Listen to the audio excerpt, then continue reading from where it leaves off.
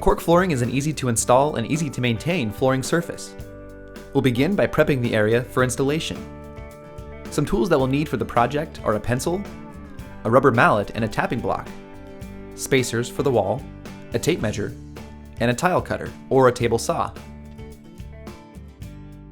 Cork flooring arrives in manageable size boxes. We'll want to set aside the contents of the boxes and have them easily accessible for installation. A typical cork flooring installation involves sliding the tiles underneath a base molding, usually leaving about 3/8 of an inch for expansion and contraction. In this example, we will be installing directly next to the base molding, also leaving a 3/8 of an inch gap. You can always adhere or nail a 1/4 round molding to the side of the baseboard to cover up the gap against the wall. It's really up to you as far as your preference and style. We'll begin installing in the right-hand corner of the room. We'll place rubber spacers against the wall to allow for expansion and contraction during temperature and humidity changes in the environment. You want to allow for at least 3/8 of an inch between the tiles and the wall for expansion room. Begin the installation lengthwise down the wall. Since the tiles are tongue and groove, they slide together and interlock into place. Use the rubber mallet and the tapping block to tap the tiles together, interlocking them securely into place. This will also help eliminate any seams that may be visible.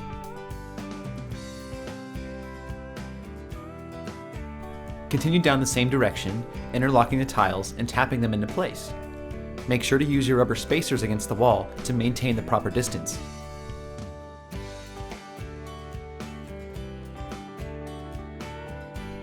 When you come up to a wall or obstruction and need to cut a tile, take a measurement of the gap that needs to be cut. Mark the measurements on the underside of the tile. Depending on what type of cutter you're using, it may be appropriate to cut from the top of the tile instead of the bottom. The cutter as seen in this video is best used when cut from the surface.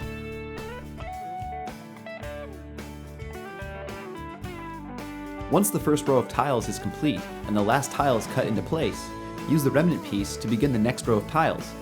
Make sure it's at least 12 inches in length to begin the next row.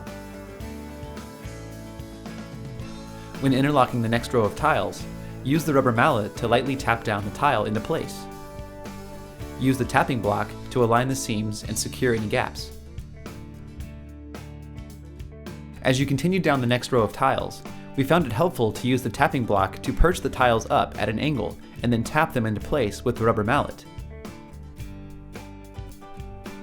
After you've closed the gaps between the new row of tiles, remove the tapping block from underneath and use the rubber mallet to tap down the tiles to the floor. There is no additional adhesive or tape necessary to install cork flooring, as it is a floating floor and interlocks into place.